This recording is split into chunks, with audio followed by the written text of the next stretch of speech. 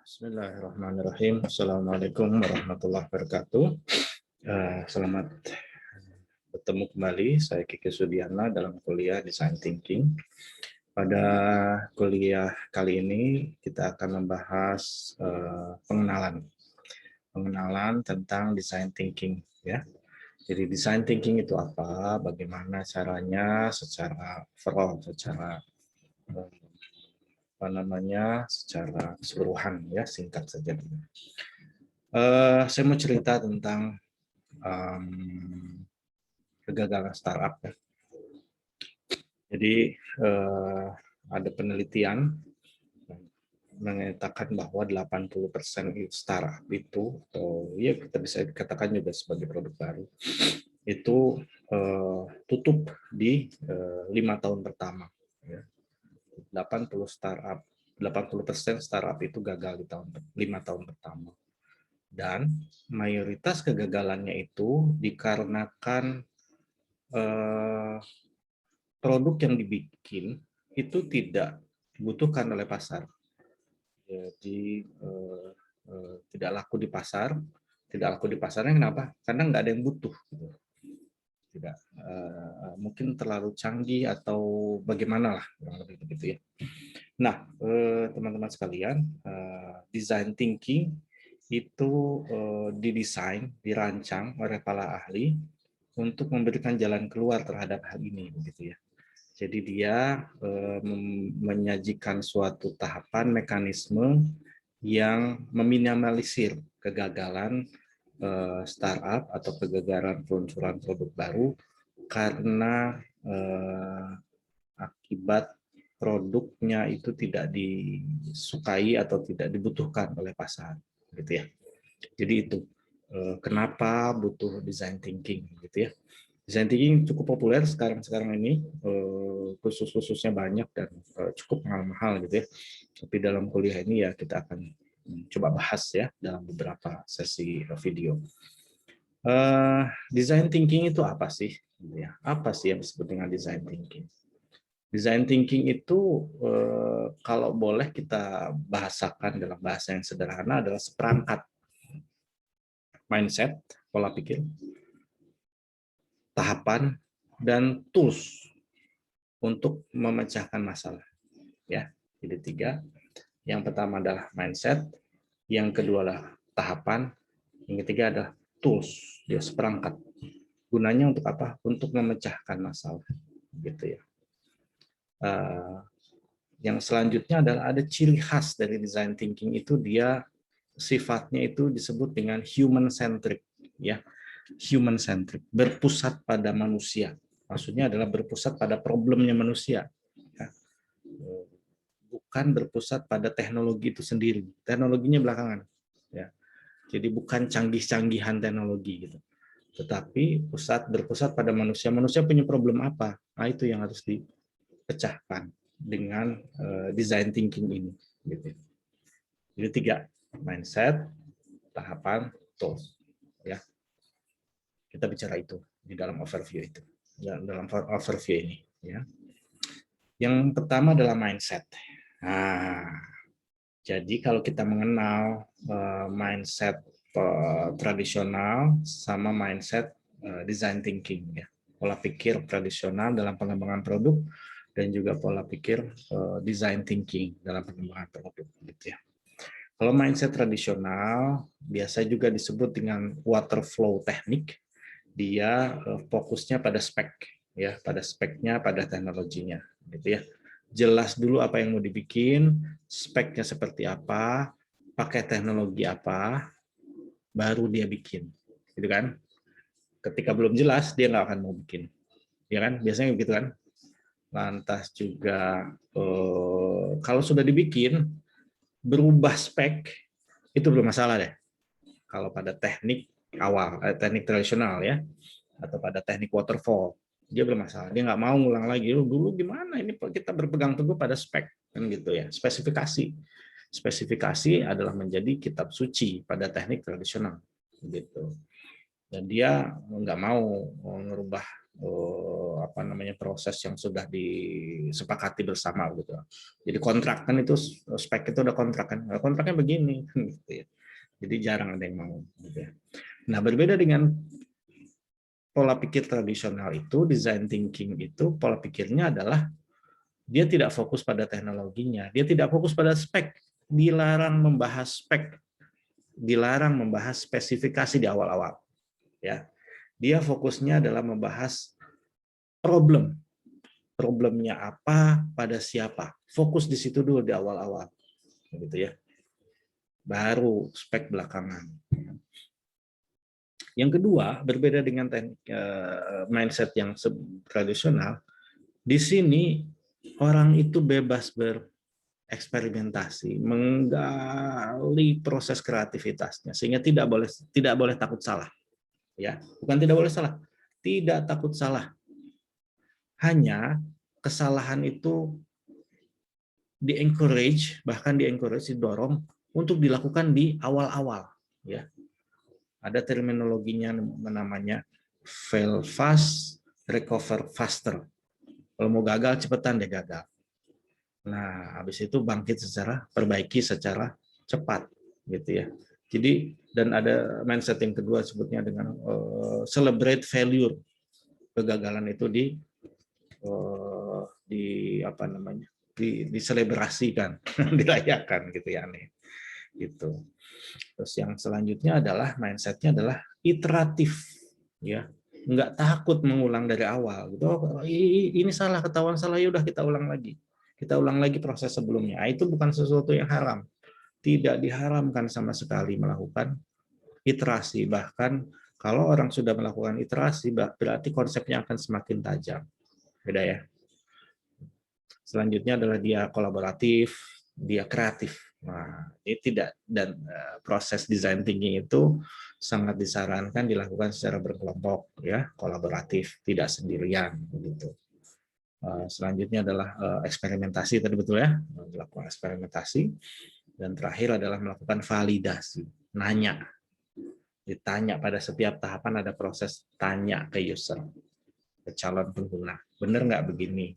Benar nggak ini yang diperlukan, benar nggak ini problemnya, kan gitu ya, pada setiap tahun. Nah, nanti ketika salah, makanya dia ketika salah, ketahuan salah, oh nggak begini kata user, dia balik lagi pada proses sebelumnya. Kurang lebih begitu. Itu ulasan pertama tentang komponen dari design thinking, yaitu mindset. Ya. Selanjutnya kita bicara tahapan.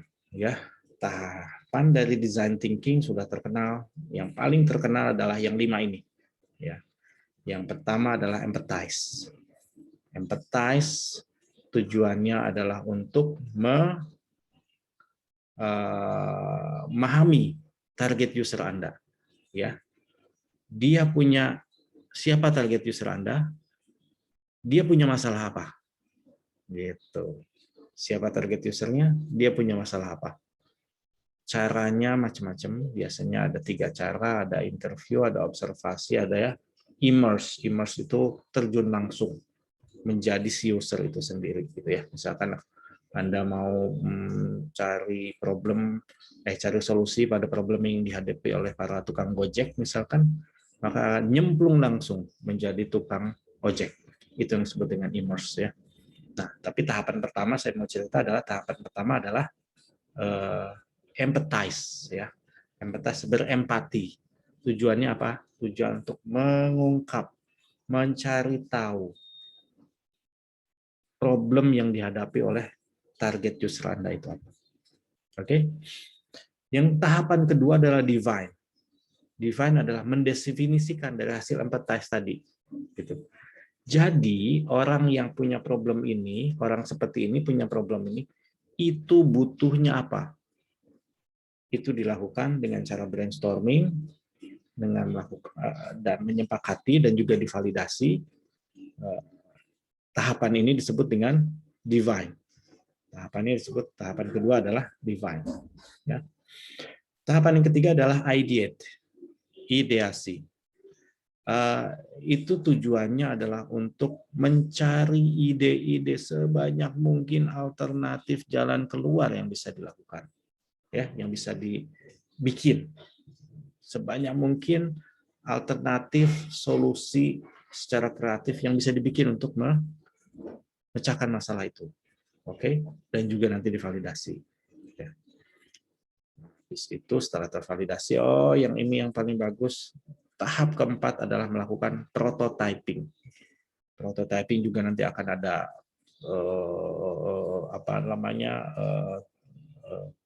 tingkatan-tingkatannya, mulai dari low fidelity sampai high fidelity, hi-fi, ya, high fidelity, dari mulai kasar sekali atau hanya sekedar oret-oret sampai yang halus sekali, seperti mirip aslinya. Nah, itu kita sebut dengan prototype. Dan pada setiap tahapan fidelity itu juga divalidasi. Oke, ditanyakan kepada target user.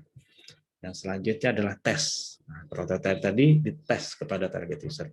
Benar nggak? Kurangnya apa? Suka nggak? Mau beli nggak? Nah, kurang lebih begitu. Jadi, komponen yang pertama tadi mindset. Nah, yang ini adalah komponen kedua, yaitu tahapan. Terdiri dari 5. Empathize, define, ideate, prototype, test.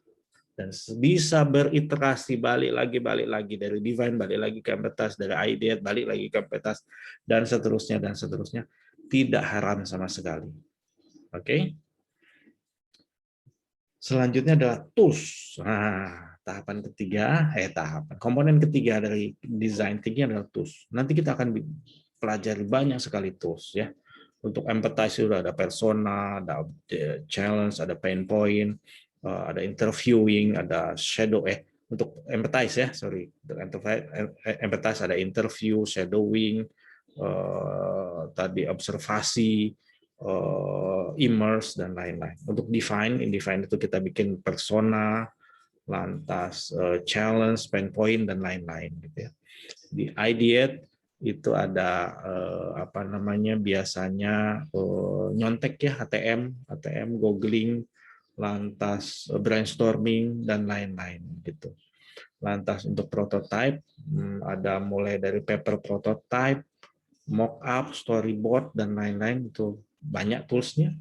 Lantas untuk tes ya biasanya tes cuma begitu aja, tinggal kita tanyakan kepada target user apa yang udah bagus, apa yang kurang bagus, lantas bagaimana masukannya, gitu ya. Bahkan ada juga dengan cara role play ataupun simulasi itu bisa juga dilakukan, gitu ya, untuk pada tahapan tes ini. Begitu. 3 komponen dari design thinking sudah kita ulas, begitu ya. Output dari design thinking ini bisa macam-macam, ya. Bisa bentuknya produk. Jadi tidak semata-mata design thinking itu bikin produk, ya. Bisa juga bikin jasa. Oke. Bisa juga bikin bisnis proses, ya. Bisa juga bikin kebijakan, bisa juga bikin program. Pokoknya outputnya bisa alternatif berbagai macam lah, gitu ya. Yang tujuan akhirnya adalah masalah dari orang itu terpecahkan, ya. Outputnya tidak mesti harus web, tidak mesti harus aplikasi, nggak mesti ya, gitu ya. Bisa segala macam. Oke.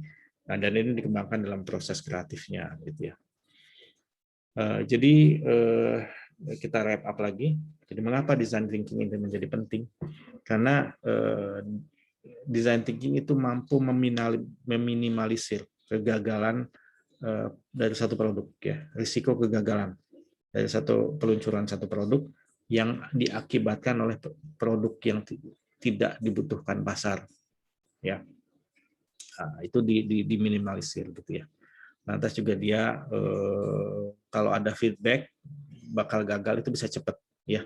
Bayangkan kalau Anda bikin satu produk dengan speknya disepakati dulu, kontrak, lantas bayar developer 6 bulan, setelah developer selesai serah terima ke Anda jual, ternyata baru tahu bahwa produk itu nggak laku. Nah, itu dengan design thinking itu tidak akan terjadi, gitu ya. Lantas juga design thinking itu juga membuat satu lingkungan budaya di dalam organisasi Anda itu menjadi bagus, ya, karena dia membutuhkan proses-proses empati, kreativitas, kolaborasi, berinovasi, mencari solusi, dan lain-lain. Gitu. Begitu teman-teman sekalian, overview mengenai design thinking. Semoga bermanfaat. Assalamualaikum warahmatullahi wabarakatuh.